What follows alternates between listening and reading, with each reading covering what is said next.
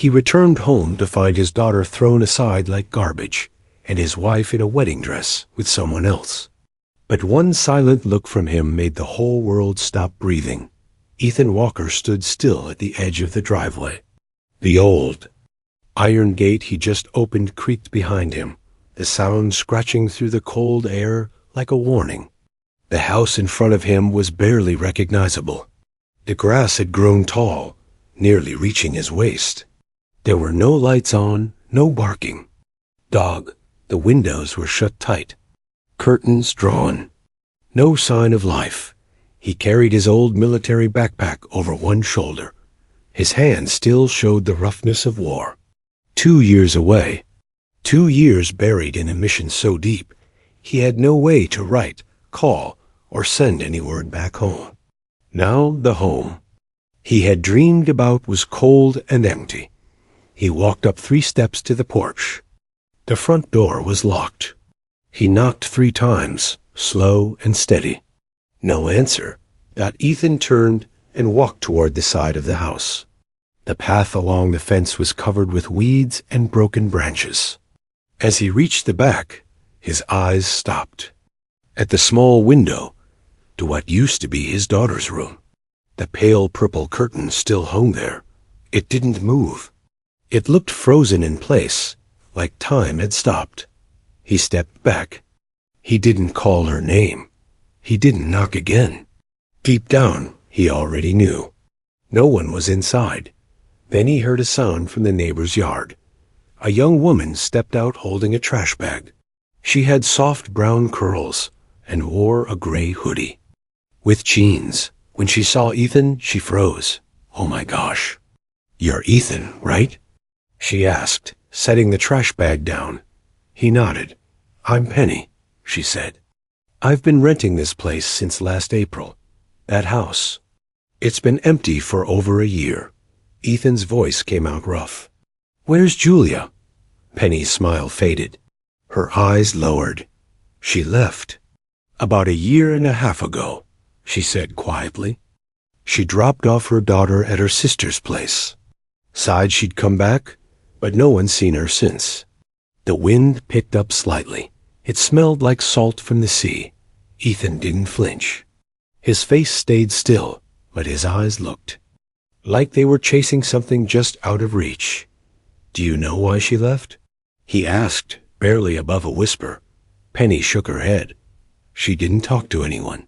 People guessed. Maybe she was in trouble. Maybe she was struggling. I don't think anyone really knew her. Ethan swallowed hard. His throat tightened. His chest felt heavy, like years of pain had just rushed back all at once. She had a daughter. Lily, right? Penny asked gently. I saw her a few times. She used to sit outside Clara's house. Clara? Ethan asked. Julia's sister. She lives in the apartment complex near the migrant district. I can write down the address. For you. Penny ran back inside to grab a pen and paper. Ethan stayed where he was, arms hanging at his sides. He didn't feel anger. He felt empty. Like a man floating with no ground under him, Penny returned and handed him the address. 36B Maple Street. I hope it helps. Ethan nodded. Thank you. As he turned to leave, Penny called after him. She used to sit outside every night, hugging a teddy bear. One time I asked why she didn't go inside. She said, Auntie doesn't like noise. Ethan didn't respond. He walked to the truck parked nearby, climbed in, and drove away. The apartment building was old. Paint peeled off the walls, and the lights in the hallway flickered. Ethan walked to 36B and knocked. No answer. He knocked again, then slowly pushed the door open. It wasn't locked. Inside was dark and messy. Empty cans, snack wrappers, and a television with sound, but no picture filled the room. Then he saw something beneath the dining table. A small figure.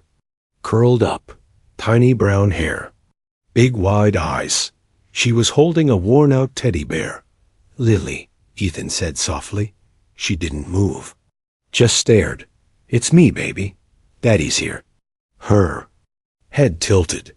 She blinked, then whispered, Daddy? Did you come back for me? He nodded. Yes. She crawled out slowly.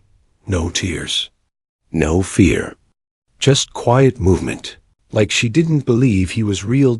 Ethan opened his arms. She walked into them. 2 years without a single word. But she remembered. And just like that, her world shifted again. She didn't cry. She didn't speak again. She just held his hand tightly, like letting go would make him vanish. And Ethan didn't say much either. Because that night, after finally hugging his daughter again, he had no idea that the worst part was still waiting. And it had already started. Knocking asterisk, she didn't cry. She didn't ask for anything.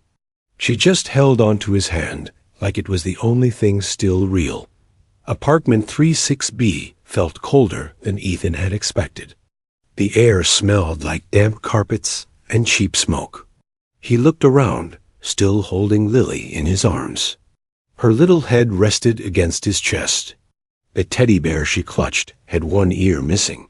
He whispered, Have you eaten? She gave a small shake of her head. That was all he needed to know. Ethan stood up and carried her into the kitchen. She felt weightless in his arms, light like a pillow. She didn't look around, didn't ask questions. It was like she had already accepted this silence as normal. The kitchen was bare. A box of cereal was tipped on its side. Dishes were piled. In the sink, on the counter, a pizza box sat open, the slices old and stiff. Ethan opened the cabinet and found only a pack of instant noodles. He placed Lily gently on the couch. It was worn and torn. He took off his jacket and wrapped it around her small shoulders, then returned to the kitchen to boil water. She stayed quiet. Her eyes didn't move. When the noodles were ready, Ethan placed the bowl in front of her. Try a bite, he said. It's not fancy, but it'll help. Lily looked at it, then slowly reached for the spoon and took a careful bite. What's your bear's name? He asked. She chewed slowly, then replied, Hushy, Mommy named him. She hugged the bear. Closer. He helps keep quiet when I'm sad. Ethan's heart clenched. He didn't say anything back. Children don't lie. They only repeat what they've been taught. Suddenly, the front door creaked open. A woman stepped in. She looked tired, with messy hair and smudged mascara. Her tank top was stained, and in one hand she carried a plastic bag full of liquor. She stopped when she saw Ethan. What the hell? Who are you? She snapped. Ethan stood tall. I'm Lily's father. The woman blinked, then let out a dry laugh. Seriously? Thought you were off fighting in some desert or something. I never left for good, Ethan said, his voice calm. I always planned to return. She walked over to the table and dropped a half-empty bottle with a loud thud. Don't look at me like that. Julia left the kid with me. Said it was for a few weeks, then never came back. I've got my own life to manage. Ethan stayed quiet, his eyes fixed on hers. And what kind of life has Lily had here? He asked. His words were quiet, but they hit like bricks. The woman, Clara, reached for a cigarette, lit it, took a deep drag. You think I wanted this? She said, I have a job, a boyfriend. I never asked to babysit full time.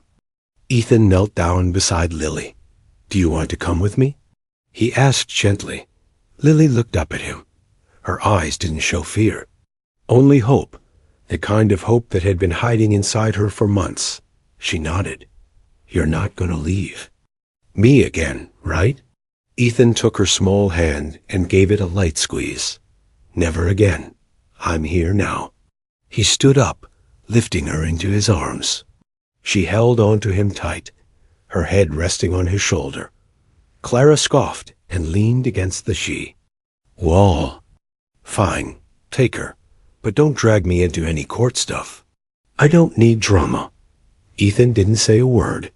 He turned around and walked out of the apartment. Lily's arms were still around his neck. She didn't look back. Neither did he. Later. In the car, Lily sat in the back seat. The seatbelt barely wrapped around her tiny frame. Her teddy bear sat in her lap. Ethan checked the mirror. "Are you cold?" he asked.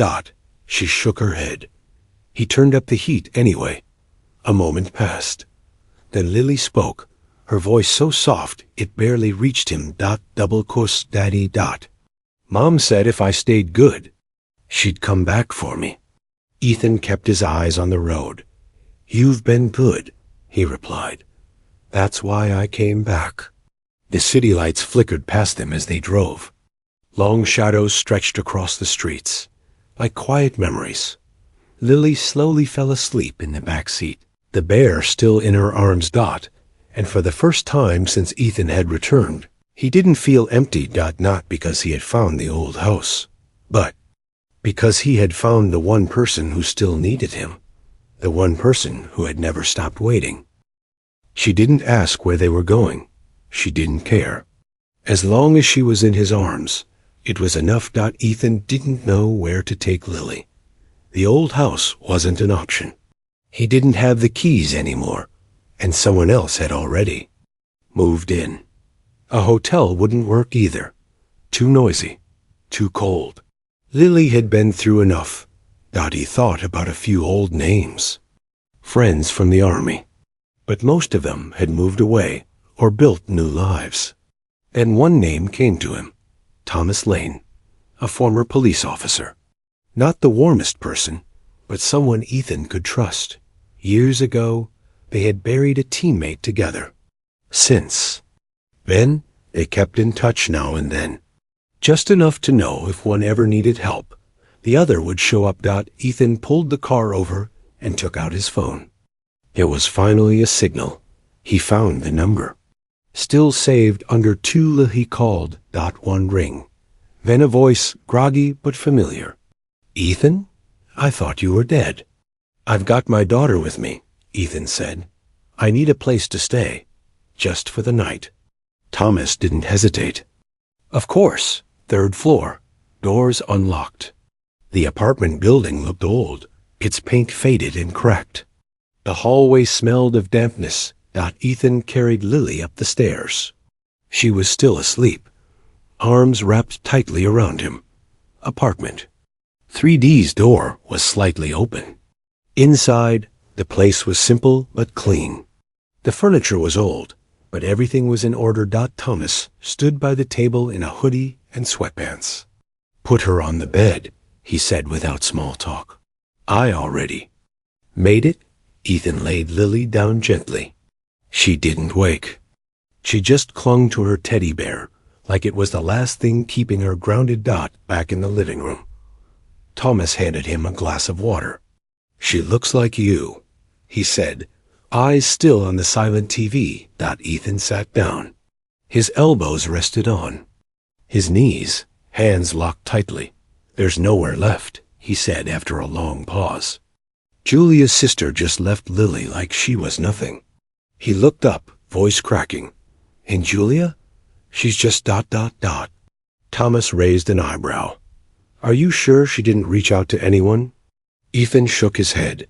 "No calls. Number. Letters. Nothing." Thomas rubbed his jaw. "I don't believe she just vanished. Maybe someone's helping her hide." "You think someone else is involved?" "Maybe. I remember she switched phone numbers during her last divorce. I helped her delete some stuff back then." "You still have that info?" Ethan asked. Thomas pulled out his phone. "Still logged in. Here." He placed it on the table. Ethan stared at it. "I'm not looking for revenge. I just want answers. Lily deserves to know why she was left behind."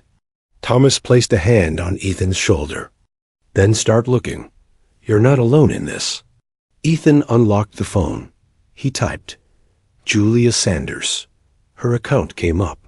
Still public. Same smile in the profile picture. He scrolled down. One post caught his eye. Chapter 2. almost ready for forever. Photo showed Julia in a wedding dress, smiling next to a man with his hand around her waist. Mark Benson, CEO, divorced. No children. Ethan said nothing. He kept scrolling. A comment read, "That dress was made for you." His hand slowly set the phone down. Then, suddenly, his eyes widened. He stood up quickly. "I left her teddy bear. It's the only thing she's had all this time.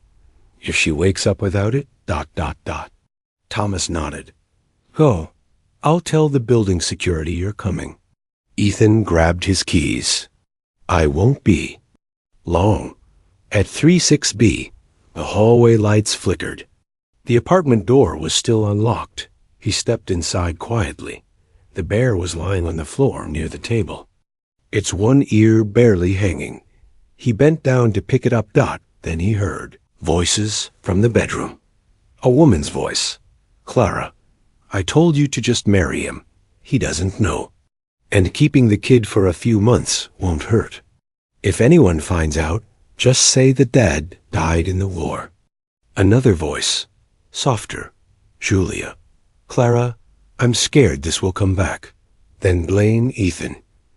"Who even knows if he's alive? It's been 3 years." Ethan stood still. He didn't say anything.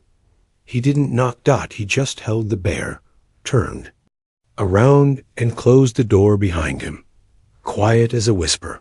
Back at the apartment, Lily was still sleeping. Thomas sat in the kitchen, coffee in hand. "You get it?" he asked. Ethan nodded. He placed the teddy bear gently on the table, then said softly, "She didn't say goodbye. She just erased me." Thomas didn't ask for details. He didn't need to. Ethan's eyes said it all. Some truths don't shout. They just sit quietly until someone is brave enough to uncover them. Ethan sat on the edge of the couch, holding the bear in his hands. His fingers gripped it tighter than he meant to. Thomas finally broke the silence. "You want to dig deeper into this?" Ethan nodded. "I need to know everything." Without another word, Thomas got up and opened his laptop. If she wants to pretend like none of this happened, then let's remind her. The past always has a way of catching up. He typed fast.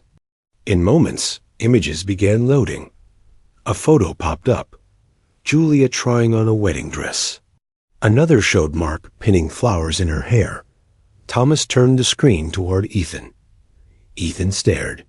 His jaw tightened, but this time it wasn't pain in his eyes. It was something stronger. Clarity. Somewhere far away. At the same time, Julia stood in front of a mirror. The wedding gown looked perfect on her. Lace on the shoulders, the skirt flowing softly. The store attendant smiled. "It suits you." Julia didn't answer. She kept staring at her own reflection, as if she was trying to see through the fabric and find the person underneath. Outside the dressing room, Amanda, her closest friend, sat scrolling on her phone. "You picked the right one," Amanda said without looking up. "It's beautiful." Julia didn't respond. She adjusted her posture and asked, "Where's Mark?" "At the venue," Amanda said. Just then, a staff member stepped into the room with a white envelope. This was left at the front desk for you, Miss Julia. Julia frowned, but took the envelope. She opened it quickly. Inside was a single sheet of paper, typed in bold letters. "Your daughter still waits for you every night." She stood frozen. No name, no signature, but the words hit harder than anything else could have. She folded the letter and slipped it into her purse. "What was that?" Amanda asked. "Nothing," Julia said. Brushing past her. Amanda followed, eyes filled with doubt. "Does it have something to do with Ethan?" Julia's voice turned cold. "Don't say his name here. And no, I didn't tell Mark everything." Amanda stepped in front of her. "You had a child, a husband, a whole life. You can't pretend none of it happened." "My past is mine," Julia said firmly. "Mark doesn't need to know." No, Amanda replied. You just don't have the courage to face it. Julia turned away, but her eyes showed it had struck a nerve. Later, Julia sat alone in the dressing room. She checked her phone and scrolled through her inbox. A new message had arrived. No subject. No sender. Attached was a picture, drawn in crayon. 3 figures. A man, a woman, a child in between. Underneath, Daddy, Mommy, me. Her breath caught. She knew it instantly. Lily had drawn that before she left. The same drawing she had once thrown into a drawer and forgotten. Another alert popped up. A photo had gone viral. Lily, standing with Ethan on the beach. Her smile bright like sunlight. Ethan behind her, one hand resting gently on her shoulder. Julia stared at the image. Her thumb hovered over the delete button. But she couldn't press it. She didn't delete it. She didn't save it either. She just turned off the screen. Far away in a different room, Mark returned from his meeting. Julia was already dressed and sipping wine. Are you free tomorrow? She asked. He nodded. Morning's busy. Afternoon is open. Why? I want to look at wedding cakes again. He smiled. Sure, I'll make time. Julia smiled back. But inside, she felt like she might fall apart. Later that night, she sat alone in the living room. It was warm, fancy, quiet. Too quiet. She pulled out the same letter, held it for a long time, then struck a lighter and set it on fire. She thought burning it would make it disappear forever. But what she didn't know was that a small security camera in the ceiling had caught everything. Her hands, her eyes, the fire. No sound. No words, but enough for someone to understand everything. Ethan, meanwhile, stood outside their old house, the place where Lily had once taken her first steps. Now, it was just a cold box filled with someone else's furniture. Thomas stepped beside him, holding a bag of documents. You really think something's still in there? I have to look, Ethan said. Birth certificate, records, anything. Inside the house, they searched through drawers and boxes, old files, dusty toys. Then someone knocked on the door. Ethan opened it. A small woman stood outside, silver, hair tucked neatly. She carried a tote bag filled with books. Ethan Walker? She asked. Yes. I'm Mrs. Langford. I was Lily's preschool teacher. I came to return some books. She loved them. He invited her inside. They sat together in the empty kitchen. There was one day, she said quietly. Lily waited outside for over an hour. No one came. She just sat under a tree with her teddy bear. Didn't cry. Didn't complain. Ethan lowered his head. You're here now, she said. Don't let anyone else finish your story. She handed him a folder. Inside were old letters. A birthday photo. Lily wearing a paper crown. A cake beside her. She looked happy, but her eyes still searched for someone. Ethan stood silent as Mrs. Langford left. One thought repeated in his mind. She never stopped waiting for me. She never stopped waiting. But the paper said otherwise. And Ethan wasn't going to let that lie stand any longer. Thomas was sitting cross-legged on the floor of what used to be the master bedroom. He had pulled open an old drawer and was sorting through loose documents. Found something, he called. Ethan walked over. Thomas held up a thick envelope marked Notarized Custody Agreement. Inside was a legal file. It included a document with signatures from Julia and a man named Alden Chase, a divorce and custody lawyer. The date was 7 months after Ethan had left for deployment. Ethan's eyebrows furrowed. She waited until she was sure I wasn't coming back, he said quietly. That's not all, Thomas added. He handed over another document, a copy of Lily's birth certificate. Ethan scanned it carefully. His name had been written under father, but now it was scratched out. Next to it, someone had scribbled in red ink, Unknown. Ethan's whole body froze. This can't be legal, Thomas said. You can't just erase a father's name without a court order. He pulled out a smaller form. She used a loophole.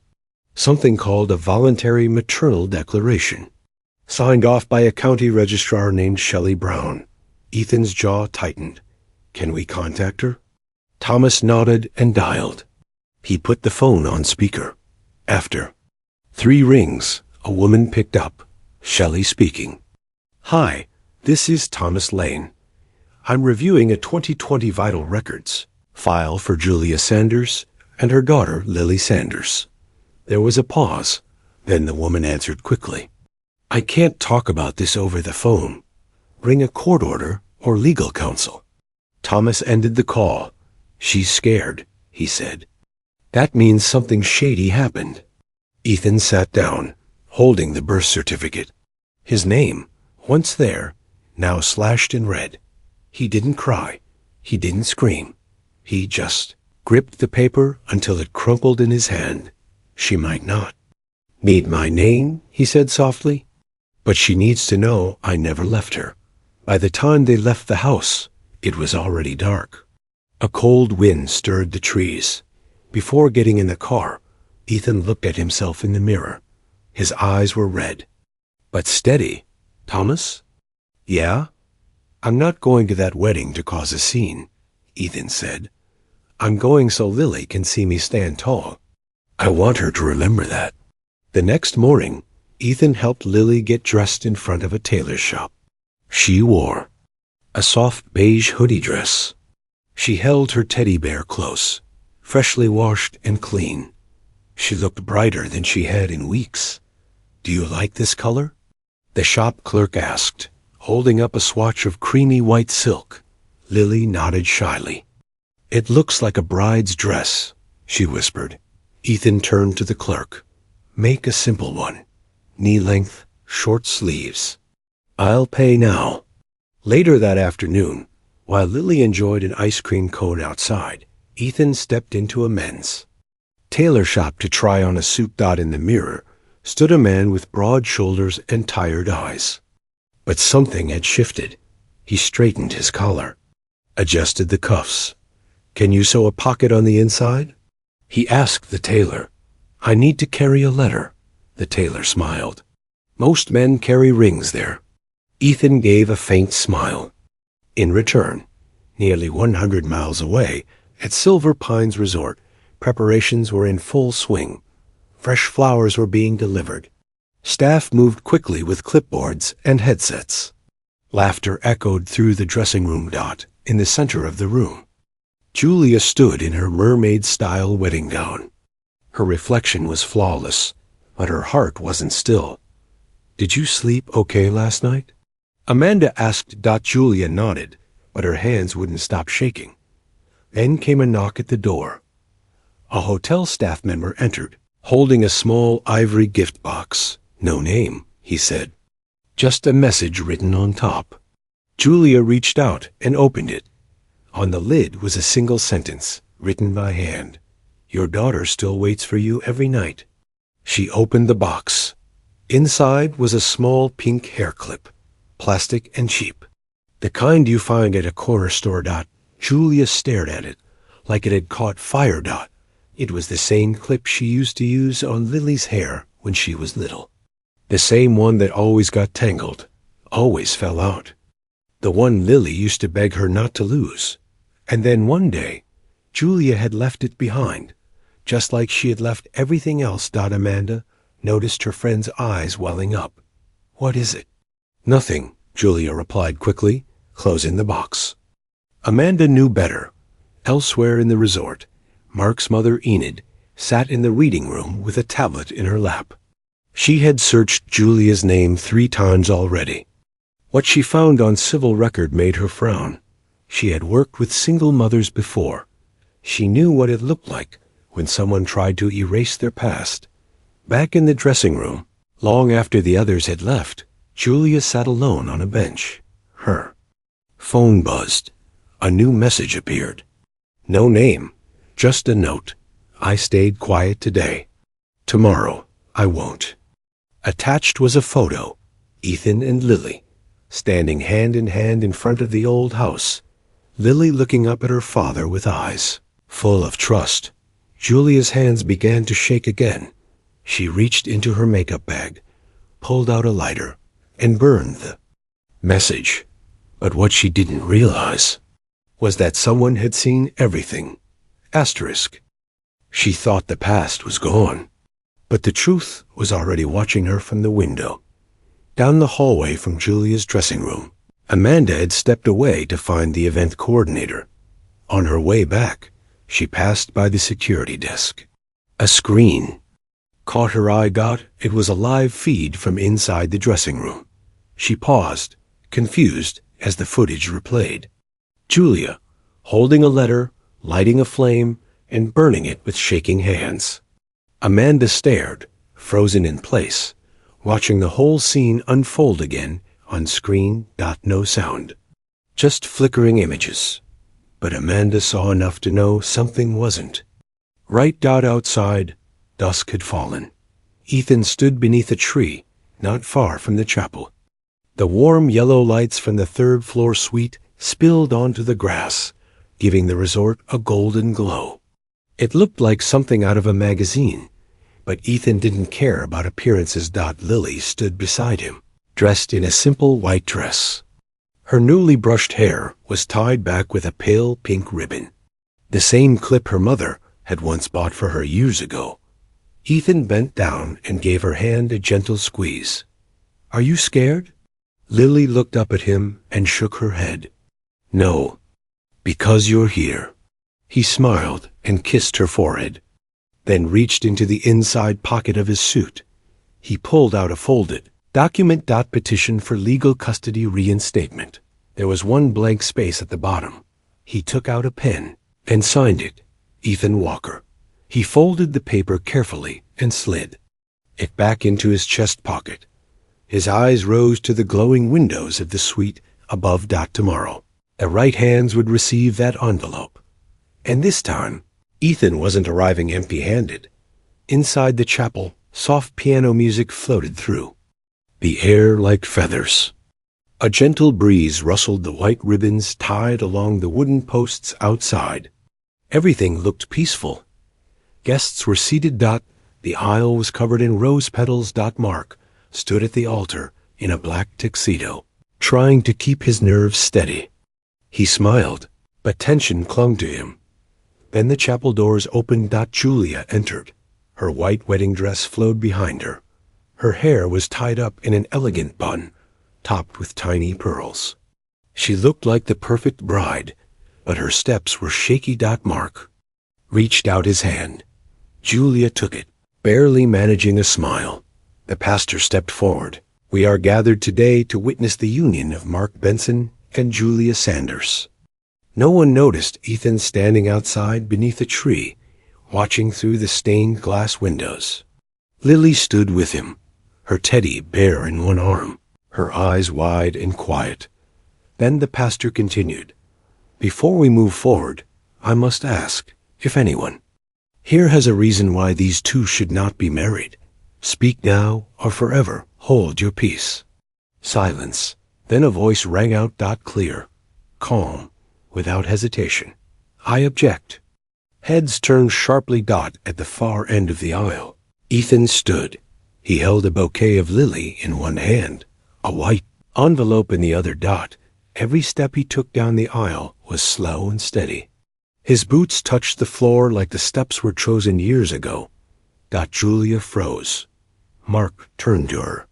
His face went pale. Whispers broke out in the crowd. The pastor stepped aside. Ethan reached the front row and stopped.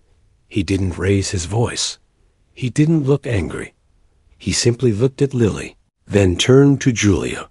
"This little girl, she belongs to both of us." Julia's lips parted, but no sound came. Ethan pulled out the envelope. He placed it gently on the wooden stand.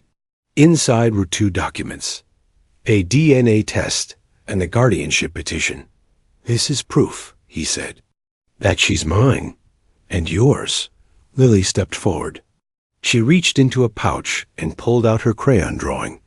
A man, a woman, a child between them. She showed it to the crowd. "She drew this," Ethan said. "And she asked me, when? Is Mommy coming back to marry Daddy?" The entire room held its breath. Mark's voice cracked. "You have a child?" Julia nodded faintly, trembling. "I did. I didn't think." Ethan turned to her. "I never disappeared." "You?" "Just stop saying my name." Gasps spread through the guests. The pastor took a step back, quietly closing his Bible. Mark's mother stood up. She walked past Julia without a word. Her only goodbye was a disappointed shake of her head. Amanda, the maid of honor, took off her heels and left her flowers behind. Her footsteps across the petal-covered aisle were slow and silent. Julia could barely keep standing. Tears welled up, but Ethan didn't approach her. He stood where he was, holding Lily's hand. "I didn't come here to ruin your wedding," he said. "I came so my daughter could see her mother with her own eyes." Lily looked up, her face soft, her eyes still hopeful. Ethan continued, "You can tell the world whatever story you want. But if you can't look this little girl in the eye and tell her the truth, you know." The chapel fell quiet. Mark tore off his tie and stormed out. Julia dropped to her knees, but Ethan didn't move. He turned to Lily. "Ready to go home?" Lily looked at her mother, waiting. Julia wouldn't meet her gaze. So Lily turned back and whispered, "Yes." Ethan smiled. He picked her up gently. And father and daughter walked out together, leaving behind a wedding that would never finish. No music played. No applause followed. The wedding didn't end. It simply disappeared. The chapel doors closed behind Ethan and Lily with a soft thud. But inside, the silence was heavy. No one spoke. No one stood. No one congratulated the bride. Microphone on the altar was still on, picking up only the faint sound of people breathing and the occasional crackle of static. The overhead lights dimmed one by one. Staff members began quietly removing linens from the tables. Guests filed out, avoiding eye contact, whispering to each other, but saying nothing to Julia. No one asked about her. No one offered a tissue or a kind word. Inside the dressing room, Julia sat on the floor. Her wedding dress was wrinkled, her makeup smudged. Mascara trailed down her cheeks. At some point, her shoes had come off and were tossed aside. She looked in the vanity mirror. What stared back wasn't a bride. It was a woman who had lost everything, not because someone else took it, but because she had let it go. Her breath came in short gasps. She pressed her hands to her face. Outside, Mark walked past her without stopping. His expression was cold, his voice low. "I'm not marrying someone who lives a lie." She lifted her eyes, stunned. "You didn't just hide your past," he said. "You erased it. You left your child behind like she didn't exist. And what if you plan to do the same with mine?" He walked away and didn't look back. Moments later, a knock came at the dressing room door. Julia didn't answer. The door opened anyway. Amanda stood there. No dress, no flowers, just jeans, a t-shirt, and tired eyes. She walked in and placed 2 items on the table, a USB drive and a white envelope. "This is the security footage," Amanda said quietly. "The part where you burned the letter. I copied it." Julia's mouth fell open. "Why would you do that?" Amanda didn't flinch. "Because I don't know anymore if I was a witness or part of the lie." Julia's voice cracked. "I've already lost everything. What more do you want from me?" Amanda didn't answer right away, but before turning to leave, she said softly, "You didn't lose it. You gave it up." Down the hall, in the quiet tea room of the resort, Ethan sat with Thomas and attorney Margot Kane. A folder sat on the table in front of them. Then the door opened again. Julia stepped in, barefoot, dress torn, her face pale with panic. "Please," she said, her voice shaking, "don't release the video. Don't sue me. Just let me have a little dignity left." Ethan didn't reply right away. He stared into her eyes, not with hate, not even sadness, just finality. "You don't need me to destroy you," he said. "You already did that yourself." Margot slid the folder across the table. "The court has already approved a temporary restraining order. You are not allowed within 100 meters. Of Lily." Julia gasped, stepping back like she'd been slapped. "You can appeal," Margot added. "But the order stands. Ethan has also filed for full custody." Thomas stepped forward. He placed a copy of Lily's original birth certificate on the table. Ethan's name, once scratched out, now restored. "You tried to erase him," Thomas sighed, but she remembered. At that moment, the back door opened. Penny Monroe, Lily's old babysitter, stepped inside, and behind her was Lily. The little girl stood quietly, holding Penny's hand. Julia reached out. "Lily, I'm sorry. I'm so sorry." Lily didn't run to her. She didn't cry. She just stepped behind Penny, hiding herself. Her eyes didn't show hate, just deep disappointment. Julia fell to her knees, sobbing. "I didn't mean to lose her. I just didn't want to lose my chance to start over." No one answered. The room was still. Rain began falling outside, soft and steady. Amanda stood beside Penny, watching through the window. She didn't speak, but her expression said everything. Julia was alone, truly alone. And this time, it wasn't anyone else's fault. Asterisk, some goodbyes don't come with doors, slamming, or angry words. Sometimes they just come with silence. 1 month later, the name Esperanza was barely visible on most maps. A quiet coastal town where the sea never rushed, and the mornings came slowly. There were no sirens. No schedules. Just the soft scent of salt and blooming lavender that floated through the open windows of a small house on a hill, painted a soft blue. The house looked worn by the sun, but peaceful. White blossoms climbed its walls. Curtains swayed gently with the breeze. Inside, in a cozy corner room, Lily sat quietly at a small desk. Her tiny hand moved slowly across a piece of paper, holding a paintbrush. The morning sunlight made her brown hair glow. She wasn't drawing sadness anymore. On the paper, she painted a house with 3 windows, a green yard, and the ocean behind it. At the top, in uneven letters, she had written, "Daddy and Mez home." No one told her to write that. No one helped her with the spelling. It just came from her. At her new school, Esperanza Elementary, the pace was gentle. The classrooms were painted in soft colors. Every teacher knew every student by name. That morning, Mrs. Langford, Lily's former preschool teacher, stopped by the school to donate books. As she walked past one classroom, she stopped. Through the glass, she saw Lily at the easel. She was giggling with another student, her head tilted, hair braided neatly. Mrs. Langford smiled. This was the same little girl who once waited outside alone, who never smiled, who only drew in gray. But today, on her paper, was a picture of her and Ethan standing on a beach. Behind them. A wave washed away something dark. And for the first time, Mrs. Langford saw a real glowing smile on Lily's face. Afternoon, sunlight slanted across the porch of the small house.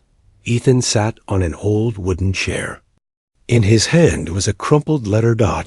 It was written in careful, slanted handwriting. "Ethan, if I could do it all over again, I'd have found the courage not to walk away. I'm not asking for forgiveness. Just don't let her grow up thinking I never loved her." He read it once more. Then folded it. No tears. No anger. He didn't tear it up. He didn't frame it either. He simply placed it in the drawer. Not close to his heart, but not discarded. Outside, Penny Monroe stepped onto the porch. Her hands were covered in soil. She had been planting fresh lavender. Lily came running out of the house, holding a small ceramic plate. "Miss Penny, I made cookies, but we didn't have any vanilla. Will you come back tomorrow?" Penny smiled, wiping her hands on her apron. "I'll bring vanilla. And maybe some mint too." Lily wrapped her arms around Penny's waist and whispered, "You're my brown-haired fairy." Ethan watched them from a few steps away. He didn't say anything, but his eyes were calm. Penny looked up and met his gaze. It wasn't romantic. It wasn't a promise. Just peace. If peace had a shape, it might have looked like this very moment. Ethan sat on the porch steps later that evening, one hand wrapped around a cup of tea. The sun stretched across the sky behind him.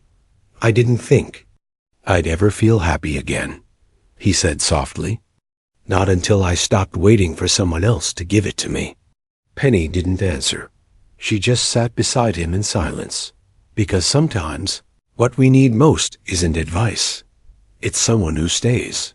That night, Ethan read a book to Lily. She sat curled in his lap, smelling of soap and sunshine. Her voice drifted in and out as sleep tugged at her eyes. When they reached the final page, she looked up. "Daddy, can I take my painting to school tomorrow?" "Of course. Which one?" "The one with us and the ocean." "Your teacher said you could bring something?" "She said we could bring a picture of our family, if it makes us happy." Ethan looked at her. There was no fear in her voice. Now. No hesitation in her smile. Just trust. He nodded and gave her hand a gentle squeeze. Somewhere far away, in a small apartment in the city, Julia sat alone.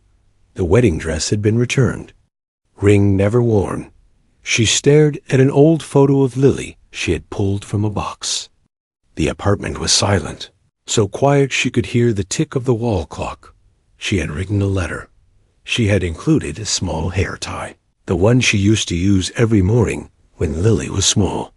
She had written "to Lily" on the envelope, but she didn't send it, because not everyone gets a second chance, especially when the first one was thrown away. She no longer waited at the window. She didn't need to. What she needed most was already beside her. The next morning, the sky over Esperanza was soft and clear. No clouds, just pale blue stretching all the way to the sea. Lily held Ethan's hand as they walked toward the beach. The breeze brushed through her hair, and the warmth of the sand tickled her feet through her shoes. They left two sets of footprints behind them. One small. One large. Like notes in a song they were still learning to hum together. Lily ran ahead, her arms out like wings. Her laughter filled the air. Ethan followed slowly, watching her. There was no sadness in his steps now, just peace. Suddenly, Lily turned around.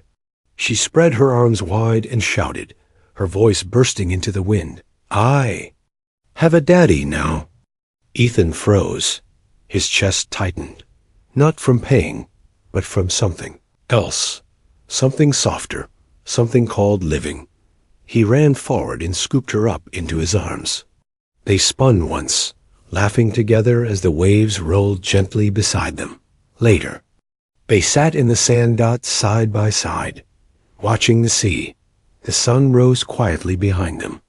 Its light rested on their shoulders, warm and steady. The ocean didn't ask questions. It didn't judge. It just welcomed anyone brave enough to begin again. Back in town, Julia sat at a wooden table in her small rented apartment. The room was still. Her life was quiet now, stripped of noise, stripped of plans. Only her breath, the creak of the floor, and the scratch of her pen against paper. She was writing to Lily. The words were simple. No stories, no drama. "My dear child," she wrote each sentence slowly, like they weighed something. In the envelope, she placed an old hair tie, faded but still soft, and a birthday card she had bought years ago. One she never sent. On the front, there was a picture of a bunny. She sealed the envelope carefully.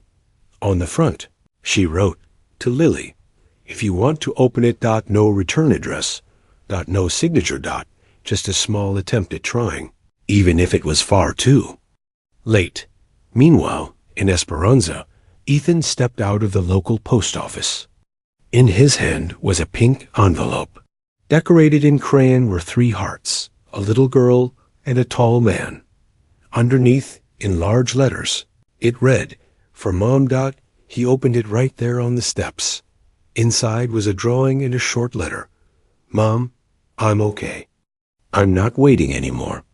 I made a new house. But I still kept the old one in my heart, because I lived there. And I waited for you. But now I don't need you to come back for me to be happy. I just need to know you once loved me. Your daughter, Lily." Ethan held the paper for a long time. No sobs came, just a quiet shimmer in his eyes, not for Julia, but for Lily, for the strength she had found, even when no one showed her how. He walked home slowly. Inside the house, Julia's letter sat on the table, but Ethan didn't give it to Lily, not because he was angry, but because he knew something important. Some memories shouldn't be opened too soon. They need to wait until the one carrying them is strong enough to hold their weight. That evening, Lily sat by the window. The sky turned orange and pink. Her cheeks caught the golden light.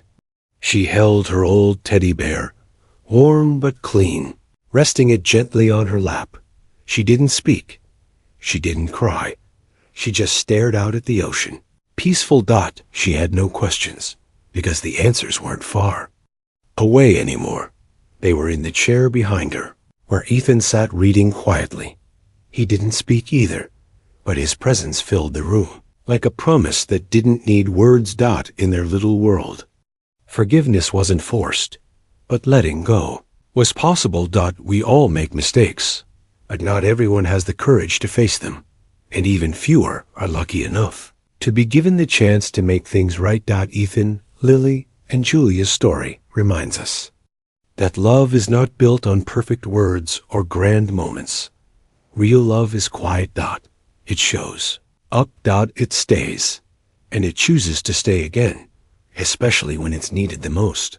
Asterisk. Some stories don't end with a bang or a final word. They end with someone choosing to stay, quietly, completely, and forever. The next day, the breeze carried the scent of salt and lavender through the open windows of the small blue house on the hill. Lily sat at the breakfast table, swinging her legs as she dipped a cookie into her glass of milk. Ethan poured himself a cup of coffee.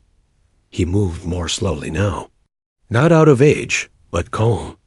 For the first time in years, he wasn't rushing toward a finish line or away from a memory. He was present. Lily looked up. "Can we go to the beach again after school?" He nodded. "Of course." She smiled, the kind of smile that didn't ask for permission or approval. Just joy. Later that morning, Ethan packed her drawing carefully into her school bag. It was the same picture she had painted weeks ago. The house, the sky, the sea, and 2 stick figures holding hands.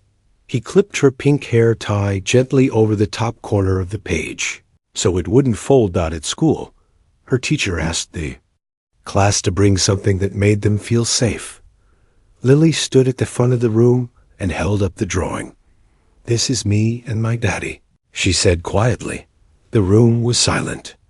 The other children didn't laugh or whisper. They just listened. "Before, I used to wait at a window," she continued. "But now, I don't need to wait anymore." That afternoon, as Lily ran out of the school gates, she didn't look around nervously. She knew exactly who would be there. Ethan stood by the tree, his arms crossed, soft smile on his face. She ran into his hug without hesitation. Nearby, Penny stood waiting with a second cookie in her hand, mint this time like she'd promised. Lily reached for it and gave her a wink. Told you were magic. Penny laughed. Well, don't tell anyone. Fairies like to keep secrets. The three of them walked home together, the wind pushing gently at their backs. No one rushed. No one looked over their shoulder. In the city, Julia stood in her apartment, staring at the envelope Lily had sent. She had opened it the day it arrived. But she still hadn't moved from the same spot. Her daughter's drawing sat on the table. 3 arts. A little girl. A tall man. Beneath them. For Mom. The letter inside had no hate. No bitterness. Just quiet truth. Julia placed her hand over the paper. Her eyes stung, but she didn't wipe the tears. They were hers to carry. The photo of Lily in the drawing was small. But in that tiny figure, Julia saw something she had once had and given away. Love that didn't ask for anything back. Later that night, Julia walked to her mailbox. She dropped in an envelope. No return address. Just Lily's name. Inside was nothing big, just a folded napkin with a doodle of a bunny and a note. I remember you. I never forgot. It was small, but it was all she had left to offer. Back in Esperanza, the night was calm. The moonlight touched the top of the waves like silver paint. Ethan and Lily sat by the fire pit behind their house. The flames crackled gently. Lily held her, teddy bear in her lap. She had drawn a tiny smile on it earlier with a marker. Ethan watched her carefully. Why'd you give him a smile? He asked. So he doesn't forget how to, she replied. Ethan looked into the fire. You're a good teacher, he whispered. Later, Lily fell asleep in his arms. Her breath slow and even. Ethan didn't move. He just sat there, holding her, watching the fire until it faded to glowing embers. At some point, Penny came out with a blanket and placed it around his shoulders. Want me to take her in? She asked. He shook his head. Not yet. He looked down at Lily. Her hand curled gently against his chest. This right here, he said, barely above a whisper, is the only place I ever want to be. The stars overhead blinked in the clear sky. Somewhere in the distance, the sea whispered its quiet song. The world didn't need to applaud, the world didn't need to understand, because here, in this small town no one talked about, something had finally been repaired. Not perfectly, but enough. A broken family didn't stay. Broken. It just needed someone brave enough to hold on. Even after everyone else let go. And sometimes, that someone is not the strongest or the loudest. Sometimes, it's just a little girl with a pink ribbon and a crayon. Sometimes, it's a father who came back, not to fix the past, but to build something better. One hug. One promise. One quiet day at a time. Asterisk.